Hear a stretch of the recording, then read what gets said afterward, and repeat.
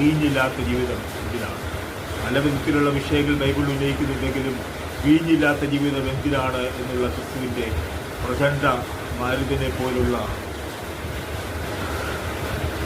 അമ്പയ്യും പോലുള്ള ആ ചോദ്യം ഇന്നും അന്തരീക്ഷത്തിൽ മുഴങ്ങുകയാണ്. വീഞ്ഞില്ലാത്ത ജീവിതം എന്തിനാണ്? ഏതൊരു സാഹചര്യത്തിലും നമുക്ക് ഉന്നയിക്കാവുന്ന പര്യാലോചിക്കുന്ന ഒരു വിഷയമാണ് വീഞ്ഞില്ലാത്ത ജീവിതം എന്തിനാണ്. നമുക്ക് കേരളീയ സാഹചര്യത്തിൽ ആലോചിച്ചാൽ എല്ലായിടത്തും ബീവറേജസ് ഔട്ട്ലെറ്റുകളുണ്ട്, എല്ലായിടത്തും മദ്യം സുലഭമാണ്.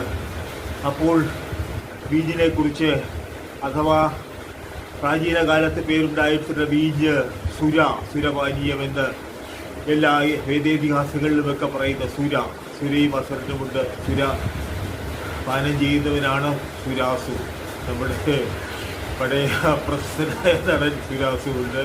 അതുപോലെ തന്നെ ദേവന്മാരെല്ലാം അസുരന്മാർ മദ്യപിക്കാത്തവരും, അത് വാക്കിൻ്റെ അർത്ഥം ആലോചിച്ച് നോക്കിയാൽ സുരൻ എന്ന് നോക്കിയാൽ അസുരന്മാർ മദ്യപിക്കാത്തവരും ദേവന്മാർ മദ്യപിക്കുന്നവരും എന്നാണ്.